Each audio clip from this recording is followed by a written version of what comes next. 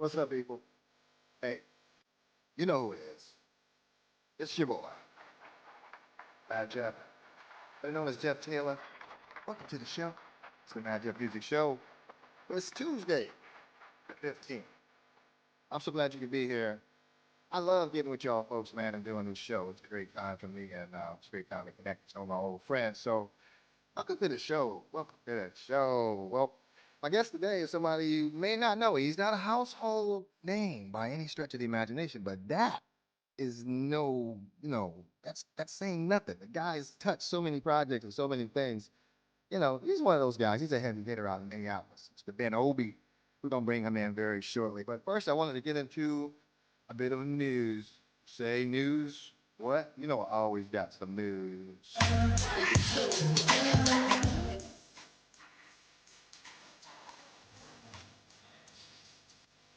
What's the news? What's the news? What's the news? The news is this man has been spotted out and about. It's Tiger Woods.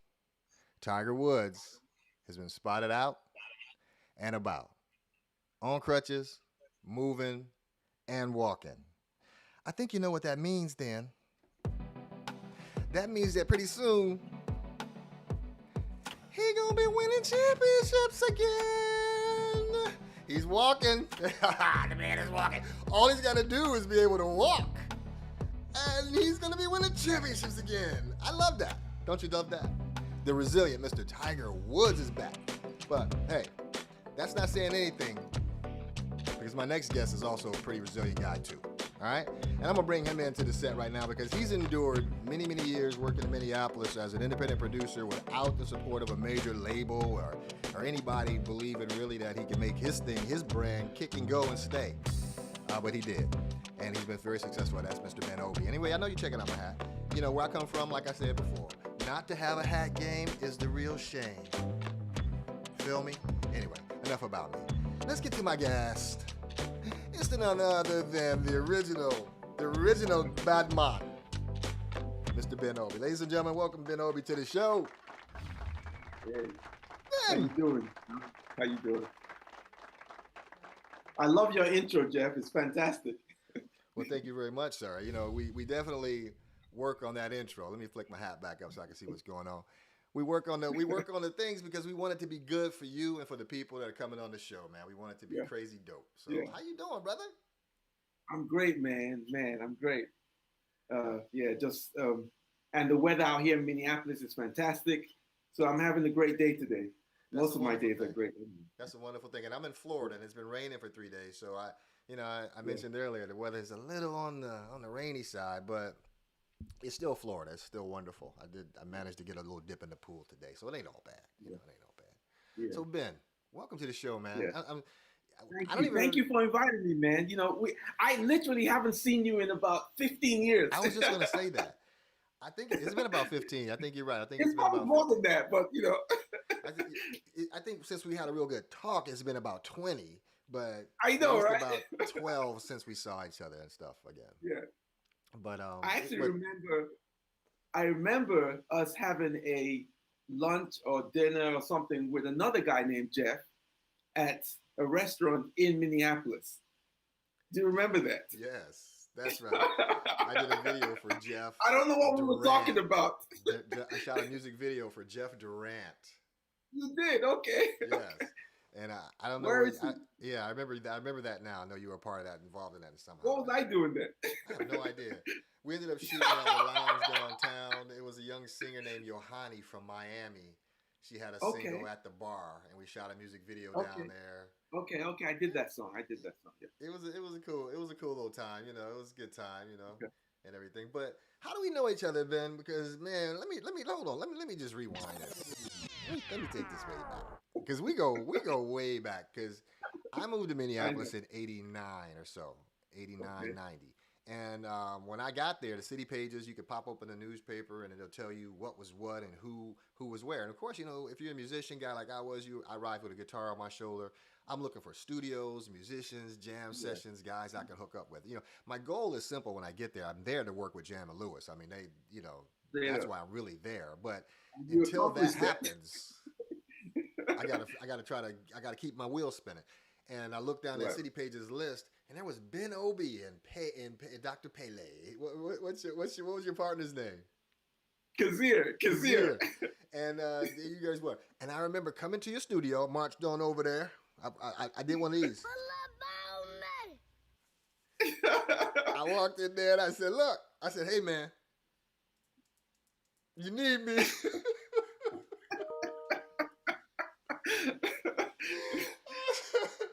said, I understand you guys is making music, but how you doing without me? I have no idea. I know, right?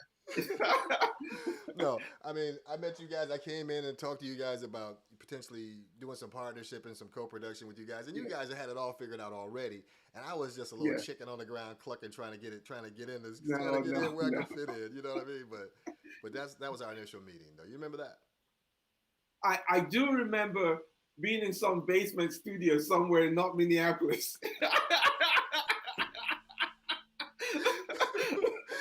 Now keep in mind I moved from New York City, from the Lower East Side, which was the hood, okay? And then I moved to my sister's house out in Golden Valley, Minnesota, which is the super suburbs, so everything is. Right, and then my first meeting was at this ghetto neighborhood on the north side, but it is what it is. I knew that's where the funk is. The funk's gonna be in the hood. Yeah, exactly. But what I remember from those days is, because I'm a technical guy, so we had this 12-track recorder tape with what was that? A videotape that I used to put in. This is before the ADATs. Okay, yeah. I'm talking like a 12-track recorder. Do you remember that? Yeah. The Akai, wasn't it Akai? Yes, yeah. Akai. They would break down every single week. Incredible. I mean, we come so far in technology, man. I was just talking to you about arcade software and how you're able to press a button and just a key and then another key. And next thing you know, boom, you got music. Song. Like I know. It's like incredible, man. But anyway, your musical journey, man, has been interesting, bro. I mean, you're from Africa originally, right? Yes, I'm British Nigerian. And how long have you lived in America? How long have you been in America? Pretty much since around the time that we hooked up. So really? Okay. Yeah, college. After I came here to go to the University of Minnesota, went to college, met Pele Kazir over there, and we just started doing music and never left. That's awesome, man. That's awesome. Yeah. And I remember you guys had your little partnership, and it was the two of you guys, and this is how it went in Minneapolis. You had Prince's camp. Yeah. You had Jam and Lewis's camp, and then you had Ben Obi's camp. I don't know. You can't put us with them cats, but well, we just have a little thing going. Nobody was organized, and nobody really outside of those camps. Nobody was really doing anything that was connecting artists with their dream, bro. True. But you guys were, and you were, like I said, the thing I admired about you and envied about you is that you were doing it without anybody's help. True. Lots of artists. We were lucky though, because at the time we ran into, we used to, back in those days, we used to go to a lot of seminars and what were those things called back in the day, where you just drive to New York or New Orleans or Atlanta and go to these music festivals. Jack the Rapper or something those things. I can't remember. So we were lucky in the sense that we ran into some guys that knew Dennis Green, the head coach of the Vikings. And so he hooked up with us. And also we were lucky in the sense that Pele had a class with Steven Greenberg's nephew, John Fields. Wow. And so, we had a lot of luck. Interesting. That's interesting. Steven Greenberg is an interesting connection too. That's an interesting connection. And my next guest this coming Saturday is none other than... Oh, he's your next guest? No, but Cynthia Johnson is, though. Who? Cynthia Johnson. Okay, great. The voice of Funky Town. I just gave that away. I didn't want to give that up right now. I got a little thing later in the show, Ben. You made me squeeze that out. But yeah. So, but these are the connections that we have in Minneapolis.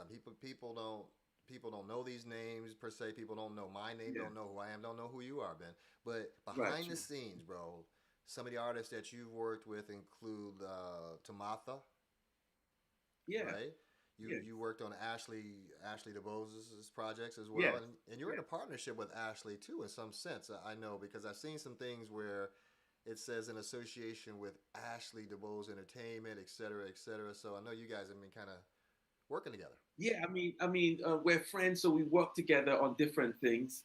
Um, Basically, my purpose now is really to help artists accomplish their goals, and that's not necessarily always have to do in the studio. It could be advising them on different business related things, and it could be anything. It could be producing, it could be connecting them with people, it could be mixing, whatever.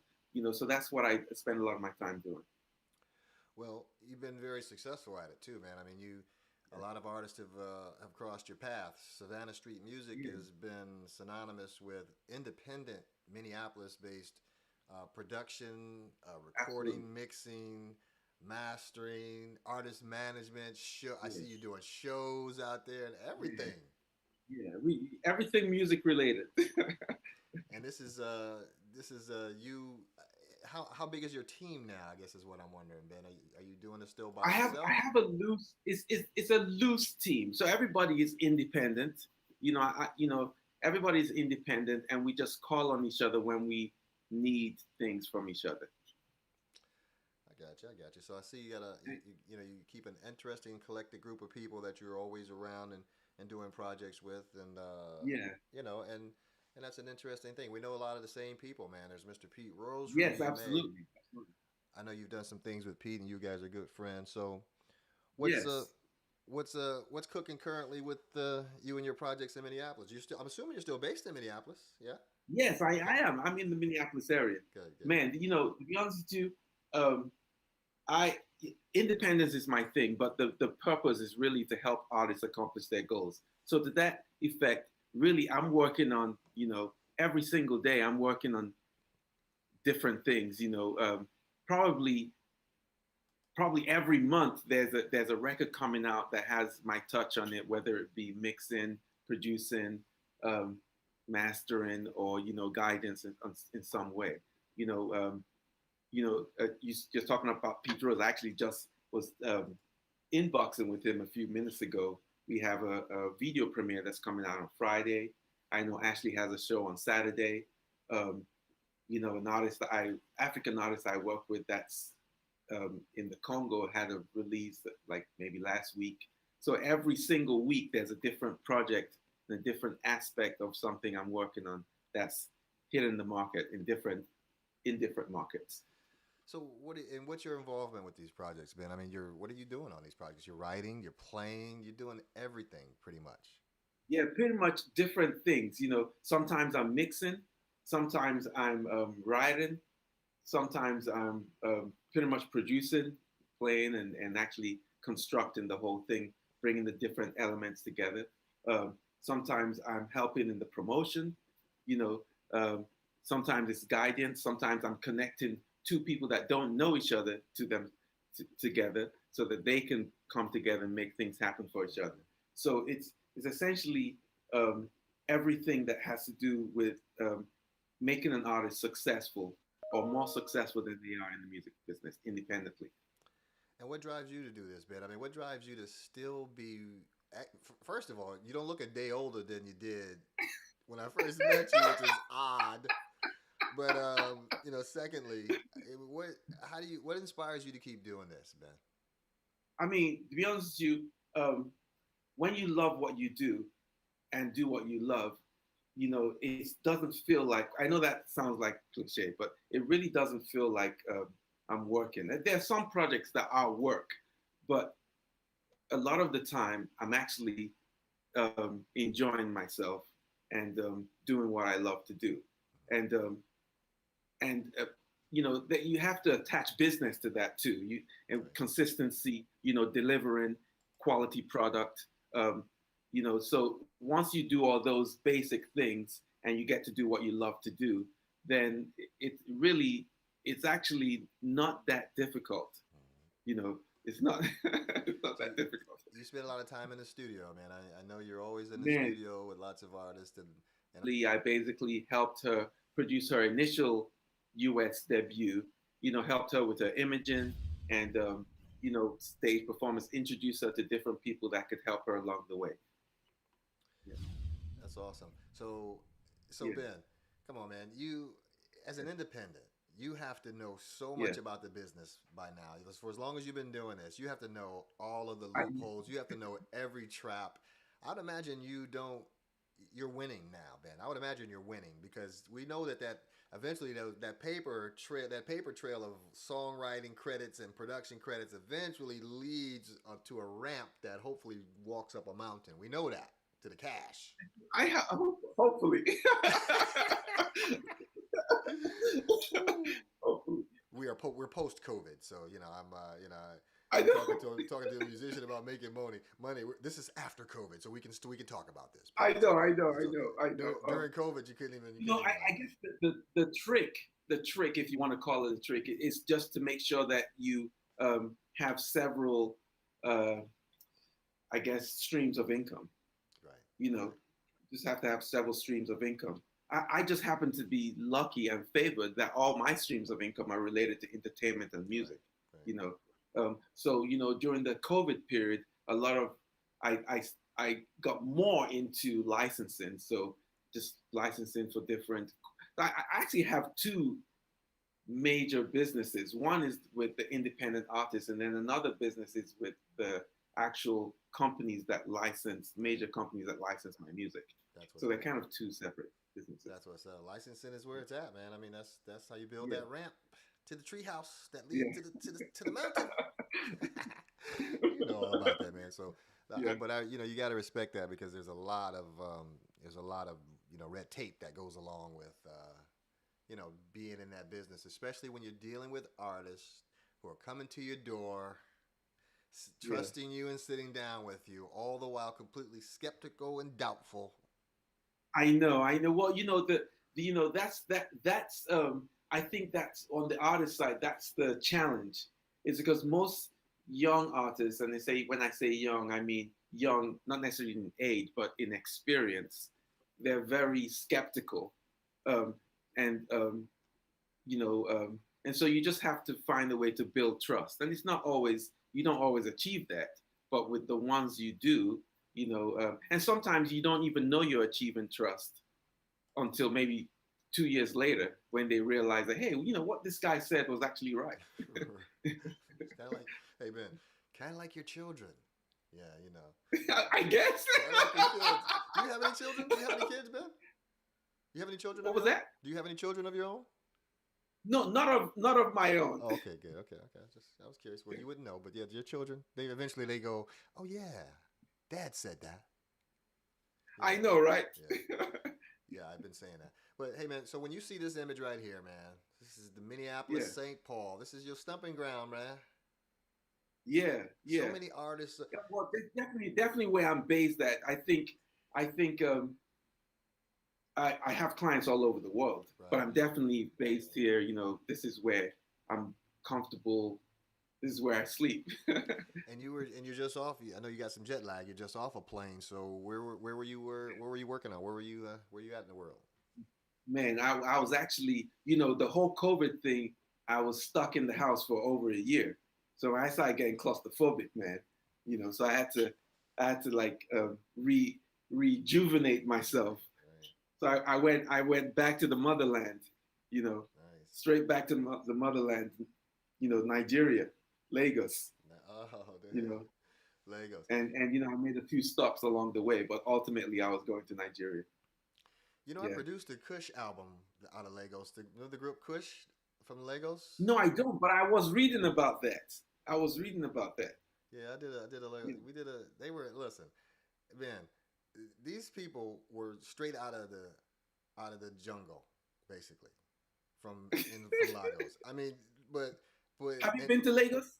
I went once. Yeah, I went once when I was working on a record. So we recorded in Oh England and we wow, Ty, recorded Ty, and I where did you visited Lagos. stay? Huh? Where did I stay? Do you remember where you stayed? I stayed I was at a private compound, so I stayed at the owner's, the guy the label owner's place. I'm not sure exactly Okay, where, but I just know we went there under okay. dark cover with armed guards. I remember that. Oh wow. I remember that part. Yeah, armed guards and dark cover. Stay down, stay down, stay down. Nice mount. Oh, Stay down. No, but No, no, it was great. it's It was not that incredible. bad, man. Stop No, scaring the no, people. but I mean, no. Come on, tell the truth. No, I'm just playing. Yeah, everywhere you go, there's a hood. Everywhere you go, but I say when I say they came right out of the jungle, I meant that they were just real country Nigerian people Yeah. from out in the bush. They would tell you that themselves. We didn't Wow. do city stuff. But when what they did out there was they studied American music inside Yeah. out and backwards. So the keyboard player, for example, could play anything by Stevie and sing it. Wow. Okay, so they immersed Wow. themselves in American music. So when I got with them, the opportunity to sit with them and write with them, it was fantastic because they were so Wow. open to learning, Ben. They were just so open Yeah. to And sharing and there's so learning. many talented guys out there, Oh, man. incredible. There's so much talent in Lagos alone. I agree. You know, I agree. it's crazy. I just did a record for an artist that she released it everywhere, but it was being promoted in Lagos while I was out there. Yeah, I love the Legos. I love the Legos. I love the Lego. I love the Nigerian people. And one of the gentlemen who from the group Kush that I produced that record was his name is Dapo Tamiria. I don't know if you've ever heard the name before, but he went on to produce for Justin Bieber, write songs for Justin Bieber. Wow, This guy that's he's great. huge. Demi Lovato Wow, straight from Nigeria. The most gracious human being I ever met in my life, bro. wow. To That's Hollywood, cool. That's writing cool. for Justin Bieber. That's So cool. just amazing that could happen. But you guys have a different temperament than you have the advantage of being have been having dealt with more than most Americans when you arrive here. So you've already dealt with some stuff, more than I we know, have. right? You know, and you guys are built different, so your temperament is different, and you're able to really Yeah, deal with a yeah. lot of things. Where in America, Everything is a luxury. When you come from a place where everything is a luxury, then right? very little can offend you. Right. You know. There it is. There it is right there, man, in a nutshell. And that will take you a long way in working with people Yeah, and people being gracious to you and inviting you yeah, in. That'll go a long way towards that. Where, some of us in America, we were in those days in the 90s, we were wearing baggy jeans, and you didn't know where we were keeping a weapon at in all them jeans, all that jean fabric. And we had attitude to boot, and it was gangster rap. It's like, hey, man. But, right. that's the beauty of of the unique people that make up that Minneapolis landscape there for Yeah, musicians and stuff. And you were a part of that, man. And yeah, I we appreciate it. go way back Appreciate it. as a result of that. And I Yeah. know that, Ben. I know. Here's the thing. Over the years, as when I left and when you guys didn't hire me and you were basically like, nah, man, we're Oh good. no, no, No, no, I'm just kidding. I'm no. kidding. I mean, I You expect were probably you guys had your overqualified. unit. I wish I had a unit. I was like, damn, these guys are good. They're set and ready to go. And the music you guys were playing me was crazy. I was like, these guys are gone. They're gonna be the next You know hits. what? You know what the advantage of that partnership with Pele Kazir was? We definitely inspired each other to be better. And I think if he came with something that wasn't tight, it basically we were almost a-holes to each other in the sense that if it wasn't tight, I'd be like, yo, that's not tight. Or you stole that from blah blah blah. There was no, it was like really we were really hard on each other and that forced us to really be better, and that was cool. That was cool. Yeah, Yeah. you guys are good, man. But I know that you got as my career developed and I got hired by Jam and Lewis and I started working with them. I would still see you everywhere I went, and you would always be like, "Hey, Yeah. Jeff," always I encouraging and know. always like, "Hey, man, keep marching, keep on marching." And I met you you were a certain guy, and here it is, 30 years later, Ben. You're still that same guy, man. That says a Wow, I lot. appreciate it. It I says a lot appreciate it, about your man. character. Yeah, I appreciate it. I've been. You know what's crazy? That building that you guys were in, the Flight Time building, um, I landed up teaching over there Oh, okay. because I was hired by Paul Peterson to Okay. be one of the teachers at IPR. the Minneapolis, what is it? The IPR. Minneapolis Media. Oh, No, it you're right. wasn't The Media IPR. Institute. Right. Yeah. Yes, Right. and that was actually Branched out. so. I landed up teaching people, how to use the SSL and production and music business. I can't even remember what I was doing over there, but it was kind of interesting. But these days, are you teaching these days? Are you still doing that teaching stuff, or? Not as a teacher, but more as a consultant. So, I mean, I think every day I'm in the studio with somebody, I'm learning and they're learning. So it's just it's the free, we're exchanging information. So I definitely feel that I teach because um, even I learned from younger folks too. You Sure, know, sure. I stay to try to stay fresh. You know. Same here. And consultant is one of the finest words that you could ever learn in life. Consultant. It is a good word. It's a good word. You know, it's good to have some years behind you when you can actually say, yeah, no, but I will consult. I know. You're lucky if you can get the consulting work. It's always good if you can get it, man. But Yeah, so artists, so Ben, people are coming to you in Minneapolis. There's still a lot of talent in Minneapolis. Are there a lot there of is. other studios in Minneapolis these days? You know what's funny? And this is I don't really I'm so focused on my own path Mm-hmm. and on helping and facilitating the things that come to me, that I'm not even know I don't even know what else is going on in Minneapolis Mm-hmm. I actually. hear you. So I know about the talent, but I don't really right. know what other studios are going on. Right. I You hear know. you. I'm the same way. I don't care. I just like who's coming to sing with me today is all I care about. But you got a place. You have your own place, your own studio now, a separate place. Yes, yes, Now I yes, know you yes, were involved in a while. For a while, you and Troy Hudson, former Minnesota Timberwolf. You had a recording yes. studio together. How'd that project go? How'd that turn out for you? How'd that go? I mean, it was great. It lasted. I was there for 3.5 years, and you know, that was a blessing too. Um, I was working in my studio one day, and actually, I was working with Troy's. The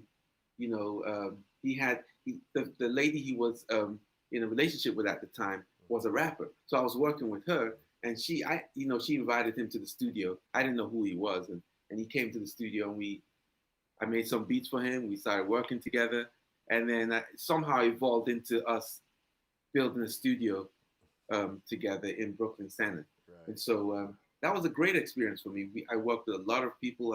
I was able to manage different artists Mm-hmm. and experience different things. Interesting time. Them studio days, man. I know Yes, it was real popular to have a studio back in those days, and I yes, feel like it's yes. gonna come around again. For some reason, I got a slight feeling it's gonna come Yeah, back to people wanting to come and record in your individual private space, depending on you as a yeah. producer. I mean, my studio is a what I call a project studio. So basically, Right. most of the people that I connect with, if they're not, some people actually fly in to work with me still. Um, but most of the projects I work on is we basically sit down and say, what do we want to accomplish? What do you as an artist want to accomplish? And how can I help you accomplish that? And it may not involve me doing any music. It may involve me saying, okay, cool, I think this is the path you should take, you know. But if it does involve music, then they come down here and we actually just create it. Or, there's some projects I'm working on with people in the UK where, they're over there and I'm over here and we do Zoom things and we just collaborate in that fashion. Um, but it's really about talking to an artist, figuring out what their goal is, and helping them accomplish that. So as a label, do you have a Yeah. label? Or I mean, is No, Savannah I'm not. a I'm not label? really a label. You're not I don't labeling. even believe in labels You actually. did that for a while But though. what? You did that for a What while was though, that? yeah. The label thing. Um, no, I personally was never a label. Or Savannah Street has always been a music production and artist development company. So I think the label came about when maybe we were working with Dennis Green, and he was putting out a few records, and so we had a label division that put out certain records, and we had distribution deals with different major label companies at the time. Okay. Yeah, I remember that Dennis Green period too. That was an interesting Yeah, period. It was an interesting time. Interesting time. Minnesota. That was an interesting time in Minnesota, man. The I Vikings know, were right? dope, There were and so many. You can actually break the whole. Maybe we all need to get together and bring our thoughts together, write a book of this I whole know. period because they're different periods, and there are periods that happened before us. Right, right. With the whole Prince thing and how the Prince thing came around. But we're post Prince. I feel We are. like But we Prince was still around, but he was gigantic he at was the time. It huge. was Yeah. almost, He yeah, was ducking around in the shadows. But you know, yeah. we had. But if we had to invite those players back to recreate these stories, we'd have to get like Kevin Garnett in there and Troy Hudson and Randy Yeah. Moss and Randall Cunningham. I mean, Yes. I mean, Yeah, I Randy know. came to my house one day. I don't know who I knew. Somebody who knew Randall, and Randall knew I had a studio in my house, and he ended up moving out to Las Vegas and building a studio. And he came to my house and he Okay. consulted with me. And he was out in my neighborhood throwing the football to neighborhood kids, man. The neighborhood kids never That's forgot cool, that, bro. man. They was like, Randall That's cool. Cunningham, That's man. cool. He was like, go I know, D. right? I remember when the Vikings they were winning every single game. They were so good. That was it was just a great time because you had Jammin I Lewis know. was winning. Everything that we Yeah, recorded was a hit. You know, you had the I know. Vikings were winning. You know, Kevin Garnett was the new kid in town. I Blah know, right? blah. Right? You know, everybody was moving something. Everything was Everything was moving, man, and it was a Yeah, wonderful time. It really was, yeah. and that's how we know each other. That's kind of where we that's where we know each other from, man. Yeah, That's yeah. how far back we go. I know, I know, I know. You know, do you remember the Minnesota Black Music Awards? Yes. Yeah, absolutely. I remember all those. I would go to all those events anyway. I just wanted to see who was what and try to meet talent and stuff like that. And it was a good place to rub elbows with guys like yourself, man, Yeah, who have been doing this for a long time, man. You just amazing, really, to be honest with you. So, you looking for artists? How does a person get in touch with you if they want to reach out to you and get involved with you and hire you? I mean, just call me and we just talk.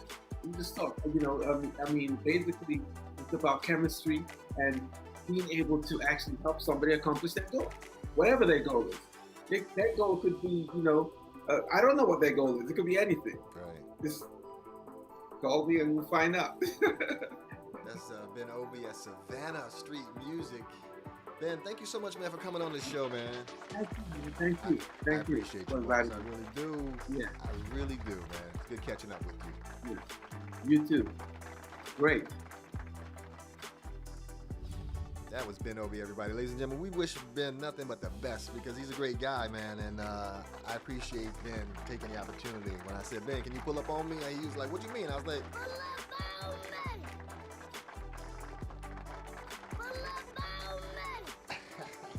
That's my new catchphrase, man. And I can't get enough of it. And I'm your host. You know, it's been another exciting day. Ooh. Don't go away, though, because I got more I want to tell you real quick, though. Check this out. My next guest. Let me change my music cue for this. My next guest is none other than, ready? Oh my God.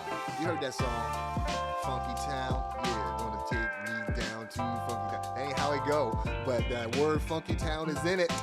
And Cynthia Johnson she's that around the girl way from Minneapolis. She was the one hanging out with Prince and Terry Lewis and all them dudes as teenagers, bro. You know, vibing in a band with Jelly Bean and the cats.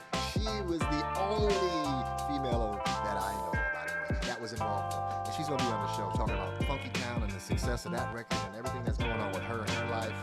Boy, is that exciting or what? I'm stoked. Cynthia Johnson, man. Sweet girl. And I just know she's bad. She's bad. She's gonna be on the show very soon. Check what? If you want to get at me, you can get at me on social media. You can find me here. Facebook, YouTube, Twitter, YouTube Live. That's where all my videos are happening on YouTube Live. That's where it all is popping. Glad you could be here, though. Guess what? I got some sample CDs and original music that I've done and some things that you can flip into your original productions and make music, man. Get your teenagers out of the streets and into the lab. Get these CDs. They're only pennies on the dollar. Pennies on the dollar. Pennies! Guess what? I also got some books that I've written. Scan this, it'll take you right to my store. You can buy some of these. And it'll give you a little insight on some of the things that I do when I'm not talking to you on the Madjef Music Show. Anyway, I think that's all I got. Have I covered everything? Yeah, I think I have. Anyway, that's all I got, man. I gotta go. It's been real. It always is.